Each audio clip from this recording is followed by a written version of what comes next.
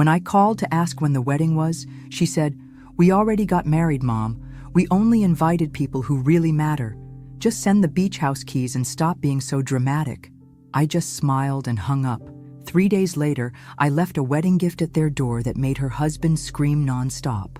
If you're watching this, subscribe and let me know where you're watching from. Let me tell you how we got here, because this story didn't start with that phone call. It started 2 years ago when my daughter Madison brought home Trevor for the first time. I'm Carol, 65 years old, and until 3 days ago, I thought I knew my daughter. We used to talk every day. She'd call during her lunch break, and we'd chat about everything and nothing. Work gossip, the latest Netflix series, her dating disasters. When she met Trevor, I was genuinely happy for her. She deserved someone who appreciated her brilliant mind and kind heart. "Mom, he's different," she'd said that first night, practically glowing. "He really gets me." I'd prepared my famous lasagna, the one Madison had been requesting since she was 12. Trevor arrived in an expensive suit, carrying roses and compliments about my home. He was handsome in that polished way that usually made me suspicious. But Madison was so happy, I pushed my doubts aside. During dinner, he asked thoughtful questions about my nursing career and seemed genuinely interested in my stories. He complimented the lasagna, helped clear the table, and even offered to do dishes. Perfect gentleman behavior that should have been charming, but felt somehow rehearsed. "Your mother raised an amazing daughter," he told me as he hugged me goodbye. "You must be so proud." I was proud. Madison had a successful marketing career, owned her own condo, and had never needed to rely on anyone for anything. She was independent, strong-willed, and confident, everything I'd raised her to be.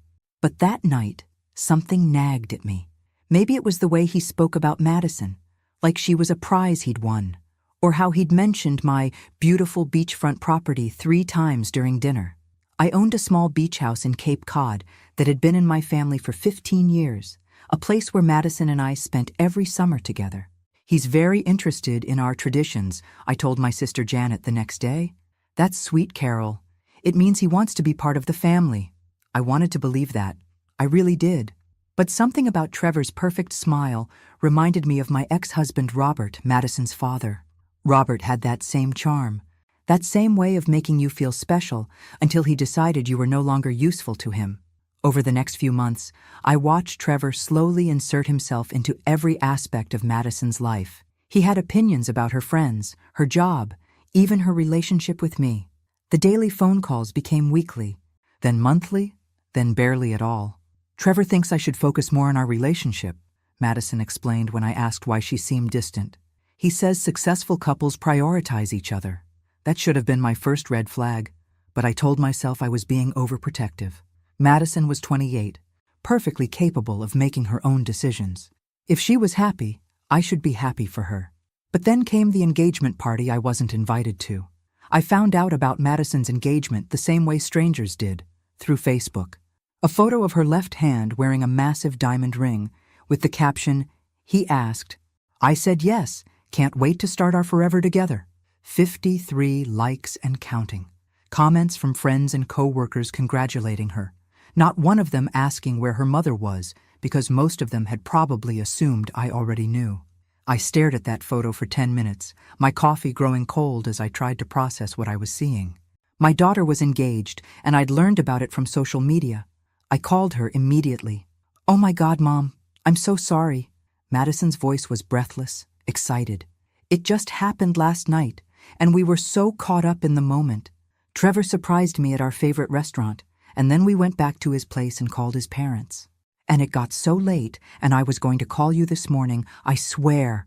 "Congratulations, sweetheart." I forced warmth into my voice. "Tell me everything." And she did. For 20 minutes, she gushed about the proposal, the ring, how romantic it all was, how Trevor's parents had immediately started planning an engagement party at their country club, how they were thinking of a spring wedding. "When's the engagement party?" I asked. There was a pause. "Next Saturday. It's going to be small, just immediate family and a few close friends." "Should I plan to drive down Friday night?" Another pause, longer this time. "Mom, about that. Trevor's family has very specific ideas about these events. His mother is quite traditional, and she's planned everything according to their customs." I felt something cold settle in my stomach. What does that mean, Madison? It means, well, it's really just for Trevor's side of the family. And a few of our couple friends. It's not that you're not important. It's just that they have this way of doing things, and Trevor thinks it's better if we respect that. Trevor thinks. Everything had become about what Trevor thinks. I see. I kept my voice carefully neutral. And what do you think? I think Trevor knows his family better than I do, and I want to start off on the right foot with them. You understand, right? We'll do something special, just the three of us soon. That was 6 months ago. We never did anything special, just the three of us. In fact, I'd only seen Trevor twice since then, and both times he'd been polite but distant, like I was Madison's elderly aunt he had to tolerate rather than her mother, who'd raised her alone after her father abandoned us when she was 8. The wedding planning happened around me, not with me. Madison would mention details in passing. They'd found a venue, booked a photographer, chosen flowers.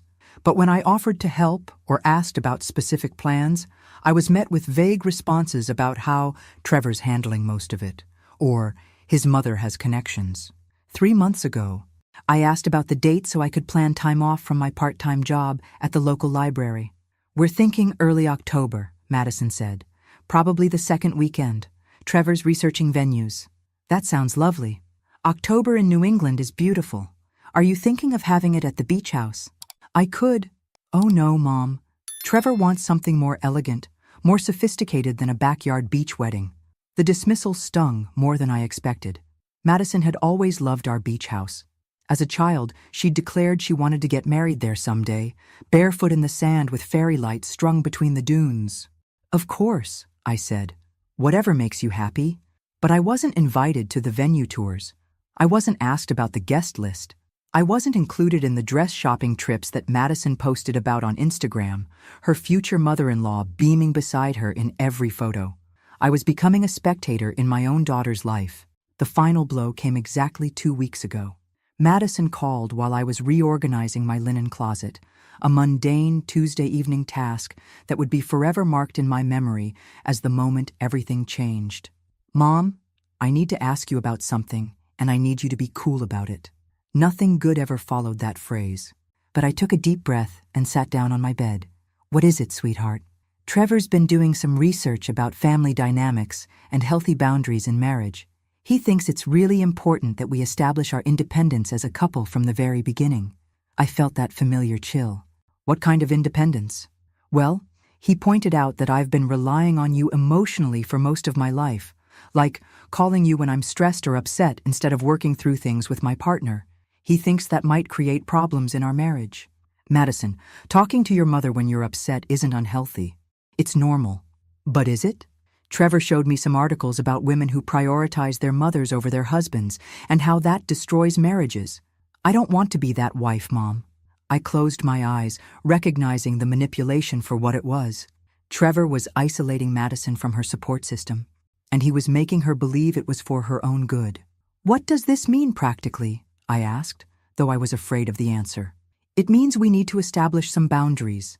Less frequent contact, more space for Trevor and me to build our own traditions. And, she hesitated, Trevor thinks it would be healthier if we spent the holidays with his family this year. Just to break the pattern of dependence. The holidays. We'd spent every Christmas together since Robert left. It was our tradition. Our time. Madison would drive up from Boston on Christmas Eve, and we'd stay in our pajamas until noon, drinking hot chocolate and opening presents like she was still 12 years old. I see. My voice sounded strange, distant. Anything else? Actually, yes. Trevor thinks the beach house situation is complicated. What about the beach house? Well, you know I've always assumed I'd inherit it someday. But Trevor pointed out that puts a lot of pressure on our relationship. Like, he feels like he can never truly relax there because it's not really ours. It's yours. And if something happened between us and you, we'd lose our vacation spot. I gripped the phone tighter. Are you asking me to sign the house over to you? Not exactly. Trevor thinks it would be better if we just found our own place. Somewhere that's truly ours. He doesn't want to feel like he's constantly under scrutiny from you when we're supposed to be relaxing. Under scrutiny. From me, the woman who'd barely seen him in the past year. Madison, that house has been in our family for 15 years. It's where you learn to swim, where we've made thousands of memories together. I know, Mom, and I treasure those memories, but I'm starting a new family now, with Trevor, and he needs to feel like we have our own special places. Our own special places. Places that didn't include me. I ended that conversation with promises to think about everything and respect their need for space. But inside, I was already planning. Not revenge, not yet. But I was going to find out exactly who Trevor really was and what he wanted from my daughter. It took me exactly 1 week of careful internet searches and a few phone calls to Madison's college friends to piece together Trevor's pattern. Madison wasn't his first wealthy, naive girlfriend. There was Emma, whose family owned a successful restaurant chain. She'd also been isolated from her family before their wedding was called off when her father discovered Trevor's gambling debts. And before Emma, there was Sarah, whose trust fund Trevor had tried to access before her brothers intervened. Trevor Morrison wasn't just controlling.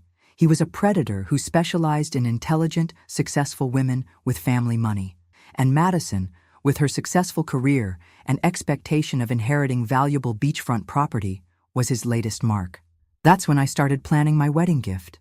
The phone call that changed everything came 3 days ago, on a Wednesday morning while I was deadheading my roses. Madison's name appeared on my phone screen, and for a split second, I felt that old surge of joy before remembering how things stood between us now. "Hi, Mom." Her voice was different, flat, mechanical. "Hello, sweetheart. How are you? I'm calling to let you know that Trevor and I got married yesterday. It was a small ceremony, just immediate family and our closest friends." I stopped breathing. "Yesterday? But I thought you were having a wedding in October." We decided to do something more intimate. Trevor felt like a big wedding was too much pressure, too commercial. We found a beautiful venue in Martha's Vineyard and kept it simple. Simple. And secret, apparently. "Congratulations," I managed. "I'm sure it was beautiful." It was. Perfect, really. Trevor's parents were there, and his sister flew in from California. My friend Jessica was my maid of honor, and Trevor's best friend Tom was his best man. The photographer got some amazing shots. She was listing off details like she was reading from a catalog, not describing the happiest day of her life. But what struck me most was what she wasn't saying. "That sounds lovely, Madison. I'm happy for you." "Thanks." "Oh, and Mom? Trevor and I were wondering if you could send us the keys to the beach house. We're thinking of spending our honeymoon there since we didn't have time to plan a proper trip." There it was. The real reason for the call. Not to share her joy with her mother, not to include me in this major life milestone, but to ask for the keys to property they'd already decided should be theirs. "The keys to the beach house," I repeated slowly. "Right. Trevor's really excited to see it. I've told him so much about it over the years. He's particularly interested in the renovations you've done and the property value appreciation." Property value appreciation. How romantic. "Madison, when you say you got married yesterday, do you mean you had a ceremony?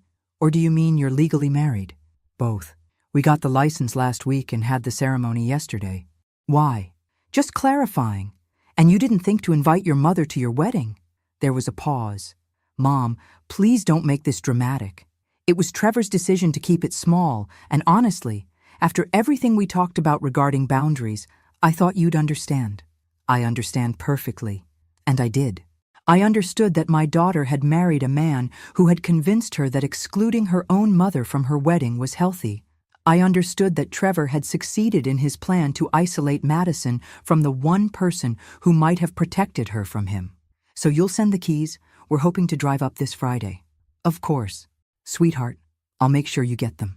After I hung up, I sat in my garden for a long time, staring at my roses and thinking about patterns.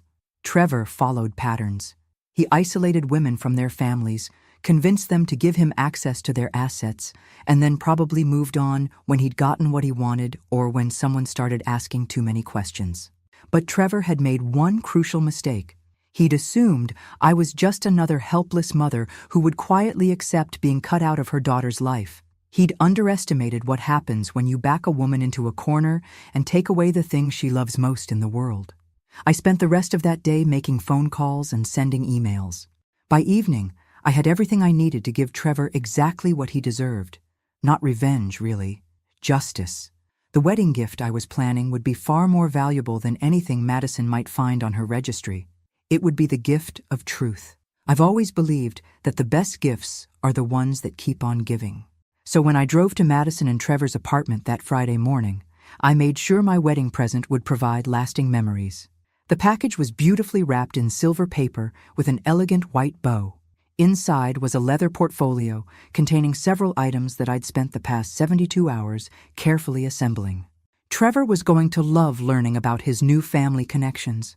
I left it outside their door with a note. "Congratulations on your marriage. Every new husband should know about his wife's family history. With love, Carol." Then I went home and waited. The call came at 2:17 p.m. Madison's number, but Trevor's voice, and he was screaming. "What the hell is wrong with you, you crazy old witch? How dare you send us this garbage?" I set down my teacup gently. "Hello, Trevor. I take it you opened your wedding gift? This isn't funny. This is harassment. I'm calling the police." "I'm confused." "Dear, what exactly would you report? That your mother-in-law gave you a wedding gift containing public records and newspaper articles?" In the background, I could hear Madison crying. "Trevor, calm down. Let me talk to her." "No, this woman is insane. She's trying to ruin our marriage before it even starts." I couldn't help but smile. "Trevor, surely you're not upset about me sharing some interesting family history. I thought you'd appreciate knowing about the connections between our families." The truth was, I discovered something absolutely fascinating during my research into Trevor's background. It turns out that Trevor's grandfather, William Morrison, had been involved in a rather significant business dealing with my late husband Robert back in 1987, a real estate development deal that had gone very, very badly. The documents I'd included in the wedding gift told the complete story.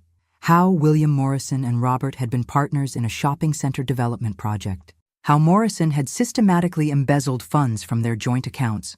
How Robert had lost nearly everything, including his first marriage, because of Morrison's theft. How Morrison had fled to Florida with over $2 million, leaving Robert bankrupt and facing lawsuits from investors. But that wasn't the most interesting part. The most interesting part was what I'd discovered in the final newspaper article from 1993. William Morrison had died in a car accident, but not before confessing on his deathbed to his grandson Trevor about the money he'd stolen and hidden in various accounts. Money that Trevor had been quietly accessing for years. Money that had funded his lifestyle, his expensive clothes, his ability to woo women like Madison without holding down a real job. Money that legally belonged to Robert's estate, which, since Robert had died 3 years ago, now belonged to his only heir, Madison. "Trevor," I said calmly into the phone. "I also included some contact information for the law firm that handled Robert's estate. They're very interested in speaking with you about those offshore accounts your grandfather mentioned in his confession. Apparently, there's quite a bit of money that rightfully belongs to Madison." The screaming stopped abruptly. "You're lying," he said, but his voice had changed. The rage was gone, replaced by something that sounded distinctly like panic. "I never lie, dear. I'm a retired nurse. We're trained to be very precise about facts. But don't take my word for it. I'm sure your grandfather's lawyer in Miami will remember you. Mr. Rodriguez has been very helpful in tracking down the paper trail." I heard Madison in the background asking what was happening, what money I was talking about. "Oh, and Trevor? The beach house keys are in the portfolio too. Consider it my wedding gift to both of you. I'm sure you'll find it very relaxing to discuss your family's financial history while enjoying the ocean views." Then I hung up and poured myself another cup of tea. The next few hours were going to be very interesting indeed. Madison called me at 6:30 that evening. Her voice was hoarse from crying, and I could hear Trevor shouting in the background. "Mom, what did you do?" I was sitting on my porch, watching the sunset and feeling more peaceful than I had in months. "I gave you both a wedding gift, sweetheart. Did you read through everything?" "I read enough. Trevor says it's all lies, that you're trying to break us up." "What do you think, Madison?" There was a long pause. I think I need you to explain some things. Trevor's grandfather really stole money from Dad? $2.3 million, according to the bank records. Your father spent years trying to recover it, but William Morrison disappeared. The stress of it contributed to your father leaving us when you were 8. He couldn't handle the financial ruin Or the legal battles. Another pause. And Trevor knew about this money? I could hear Trevor's voice getting closer to the phone, his words muffled but clearly furious. The deathbed confession suggests he did, yes. The private investigator I hired found records of Trevor accessing several of those accounts over the past 5 years. He's been living off money that legally belonged to your father's estate. That's impossible. Trevor has a consulting business. He told me he specializes in investment strategies for high net worth individuals. My heart broke a little for her. Madison, when's the last time you saw Trevor actually work? When's the last time he had a client meeting, or took a business call, or showed you a contract? Silence. In the background, I could hear Trevor demanding that Madison hang up the phone. The law firm wants to meet with you, sweetheart. As Robert's heir, you have a legal claim to that money plus interest. They estimate it's worth nearly $4 million now. $4 million. Madison's voice was barely a whisper. Trevor married you 3 days after I hired the private investigator. The timing seems rather coincidental, don't you think? Now I could hear Trevor clearly. He was telling Madison that I was lying, that I was jealous of their happiness, that I was trying to destroy their marriage because I couldn't stand to see her happy. Madison, I said gently, ask yourself this. If none of this is true, why is Trevor so upset? If his grandfather was innocent, wouldn't he want to clear his family's name? Wouldn't he be curious about getting justice for what happened to your father? The line went quiet except for the sound of Madison breathing. There's something else, I continued. The private investigator also found records of 2 previous engagements, Emma Chen in 2019 and Sarah Walsh in 2021. Both engagements ended when their families discovered Trevor's financial deception. Both women had family money. Both were isolated from their support systems before the truth came out. Stop, Madison whispered. I have their contact information if you'd like to speak with them. I said stop. The line went dead. I set the phone down and looked out at the darkening sky. Tomorrow, Madison would have to decide what to believe.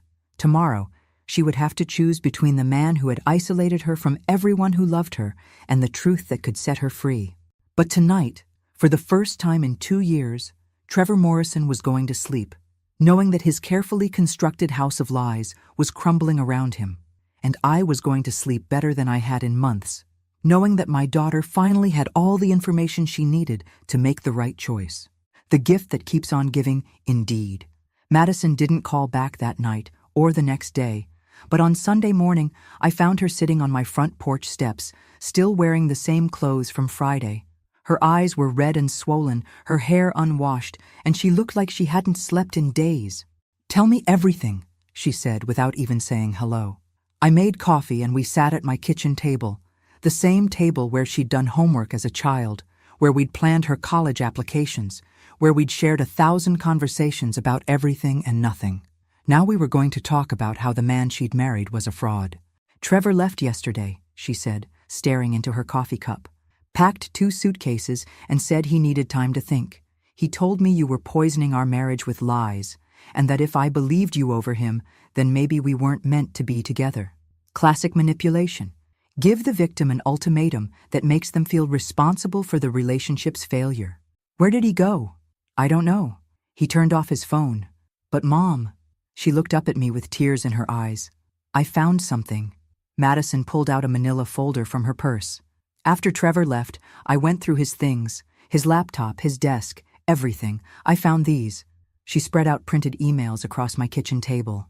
They were correspondence between Trevor and someone named Marcus Webb, discussing the Morrison inheritance and maintaining access to offshore accounts. The dates went back 2 years, long before Trevor had even met Madison. There's more, Madison said, her voice getting stronger. I called Emma Chen yesterday. The woman from your private investigator's report. I raised an eyebrow. What did she tell you? Everything. How Trevor isolated her from her family, convinced her to put him on her bank accounts, even had her write a will leaving everything to him. Her father hired a detective and discovered Trevor's pattern.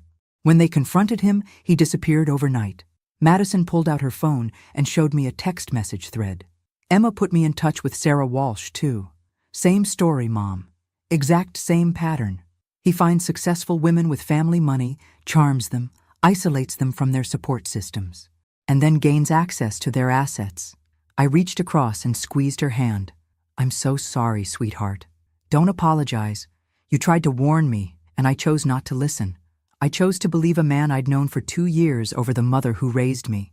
She wiped her eyes with the back of her hand. Emma told me something else. She said Trevor actually researched us before he even accidentally met me at that coffee shop. He knew about the beach house, knew about Dad's financial troubles, knew about you being a widow. The coffee shop meeting. Madison had always thought it was fate that she'd literally bumped into Trevor, spilling coffee on his expensive shirt, leading to their first conversation. Turns out fate had nothing to do with it. What are you going to do? I asked. Madison looked at me with an expression I hadn't seen since she was 12 years old and had decided to stand up to a bully at school. Determined, fierce, ready for a fight. I'm going to destroy him, she said simply, but I'm going to need your help. For the first time in 2 years, my daughter was asking for my help instead of pushing me away. And for the first time since this whole nightmare began, I smiled with genuine happiness. Tell me what you need. The plan we developed was beautifully simple. Trevor would come back eventually. Men like him always do when they think the crisis has passed. He'd apologize, promise to change, maybe even claim he'd been confused or overwhelmed by the accusations. He'd try to smooth things over and get back to his original plan of accessing Madison's assets. But when he came back, we'd be ready for him. Madison called the law firm that Monday and met with Robert's estate attorney, Patricia Winters. The news was even better than I'd hoped.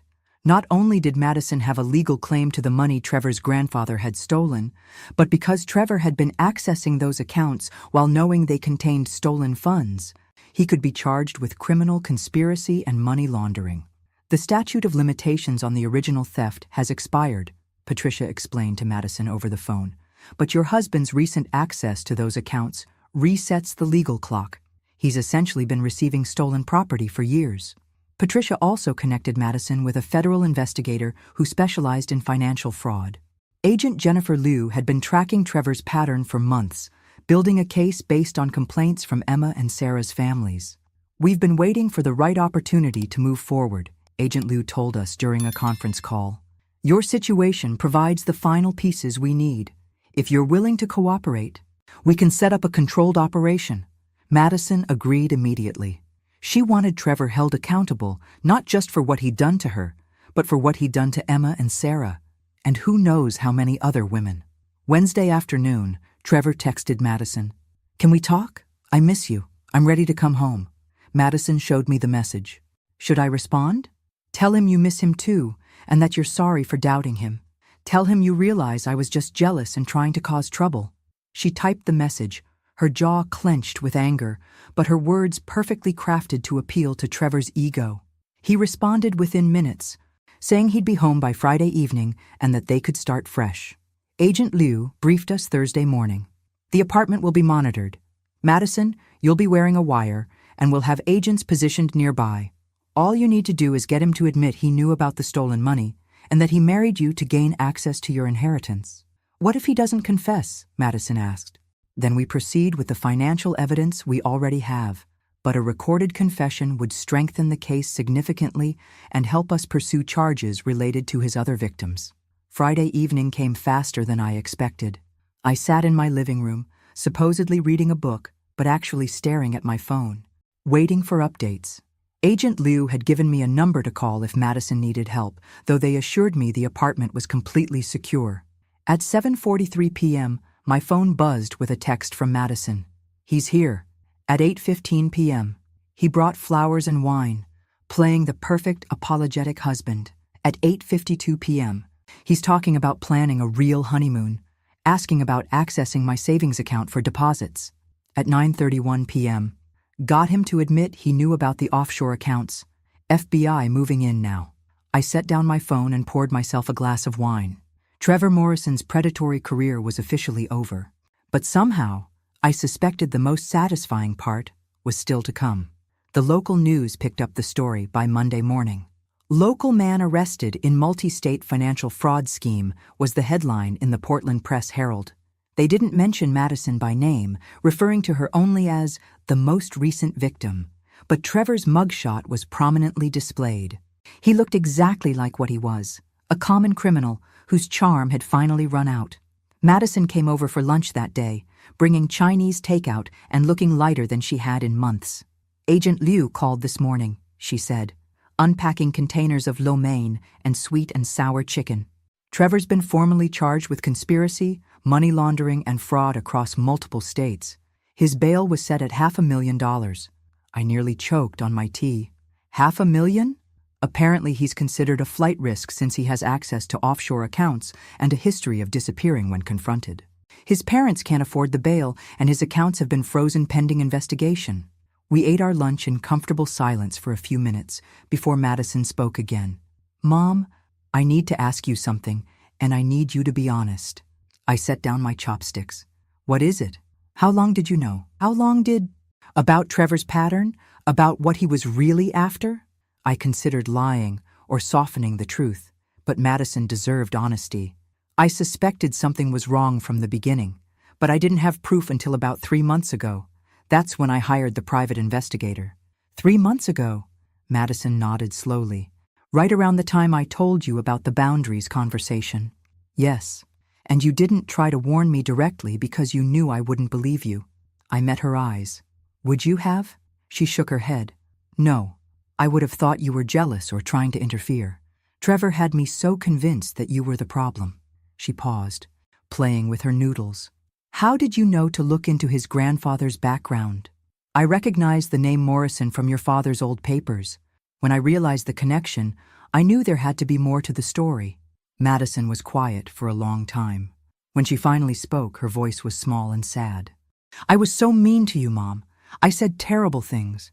I excluded you from my own wedding because he convinced me it was healthy." "Madison, no, let me finish. I chose a man I'd known for 2 years over the mother who sacrificed everything to raise me alone. I believed his version of what family should look like instead of trusting my own experience. I'm so ashamed." I reached across the table and took her hand. "You were manipulated by an expert predator. That's not your fault. But I should have seen through him.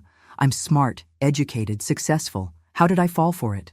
Because he targeted those exact qualities. He found a strong, independent woman and convinced her that her strength was actually weakness. That's what predators do, sweetheart. They don't target weak people. They target people who have something they want." Madison squeezed my hand. "How do I make this right between us? You already have. You're here, you're safe, and you're free. That's all I ever wanted." We finished our lunch and spent the afternoon looking through old photo albums. Madison pointing out pictures from beach house summers and asking me to tell her stories she'd forgotten.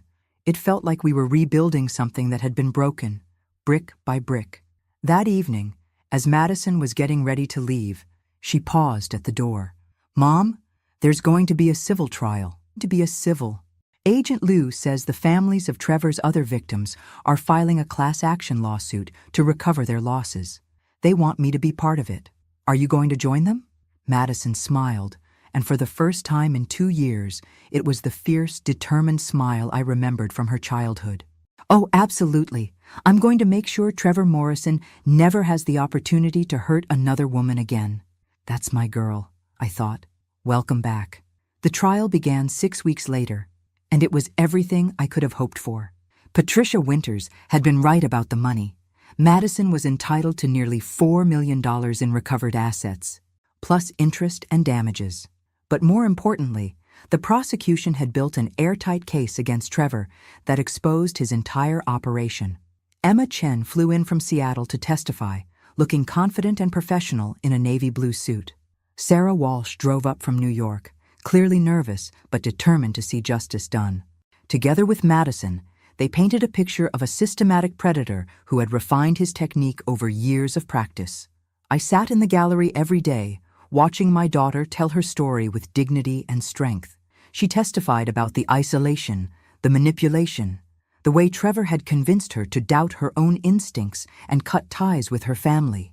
She spoke calmly and clearly, never breaking down, never letting emotion overwhelm her facts. Trevor's defense attorney tried to portray him as a misguided young man who had made poor choices but wasn't a criminal mastermind.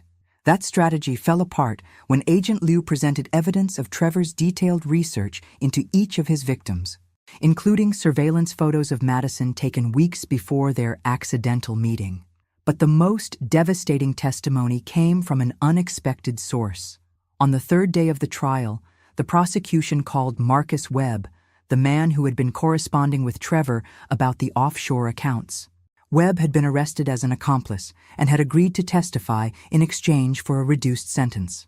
Mr. Morrison contacted me in 2018, Webb testified, asking for help accessing accounts his grandfather had established before his death.